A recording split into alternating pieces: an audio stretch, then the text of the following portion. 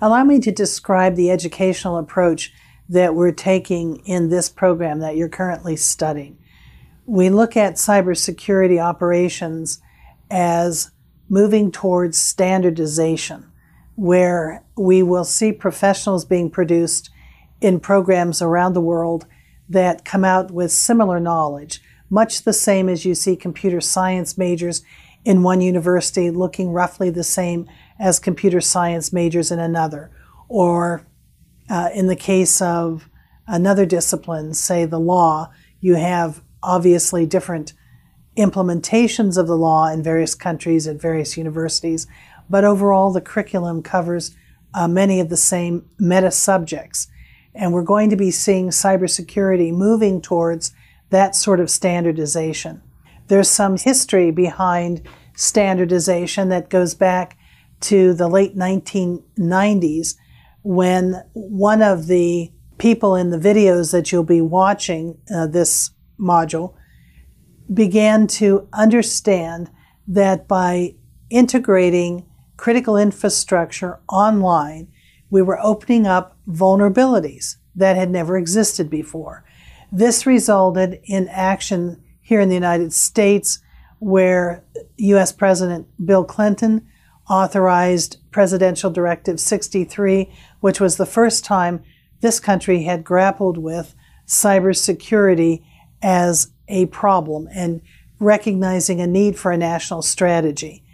That directive launched a number of programs that involved NIST, NSA, developing educational standards and promoting centers of academic excellence that would agree to teach these standards.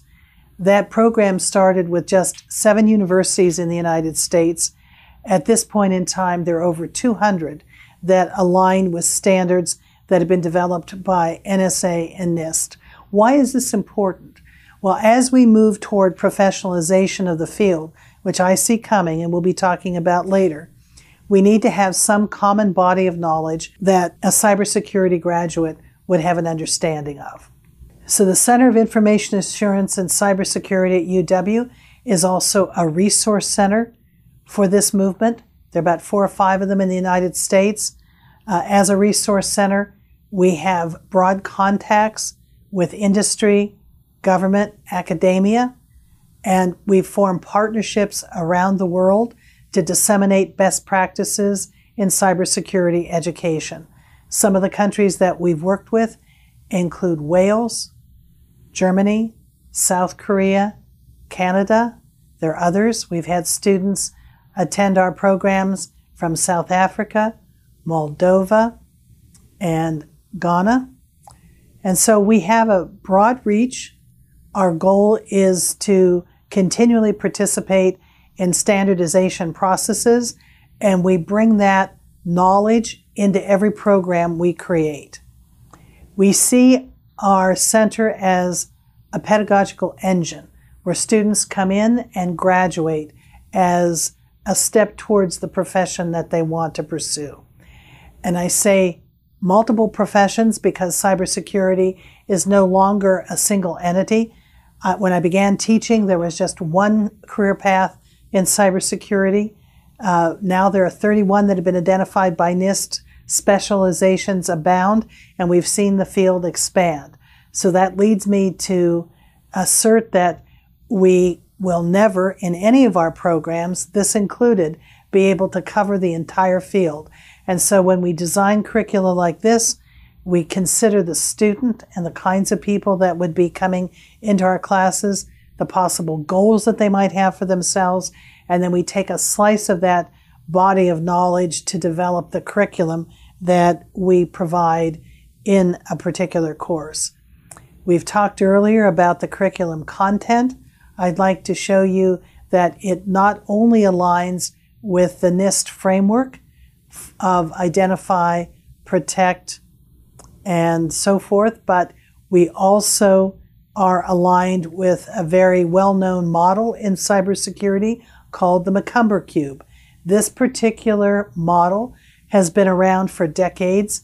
It was used in the old mainframe days to help consultants think through the cybersecurity needs of old mainframe systems, but it has persisted in its usefulness to this day. You probably have heard that no model is perfect.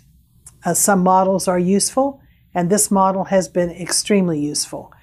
On the front face of the model, it shows different information states that information must pass through in any system. It's either in transmission, it's being stored, or it's being processed. You're looking at confidentiality, integrity, and availability, and we'll talk about that later. Those are the kinds of services that cybersecurity can offer to a system or an organization. It's not just about keeping secrets, it's about keeping data safe from being manipulated and keeping it available when it's needed. And finally, look at the controls on the bottom face of that cube. It talks about human factors, policies and procedures, and technologies. What does that sound like? And so we know that the Macumber cube aligns very nicely. It's a model that's been around for a long time and has been very useful to consultants who've solved cybersecurity problems. But we know that it aligns very nicely with the curriculum construct that we talked about earlier of policy, procedures, technologies, etc. Our programs are for the CISO what an MBA would be for a CEO. So we invariably take the view from the top of how will someone manage the cybersecurity function within their organization.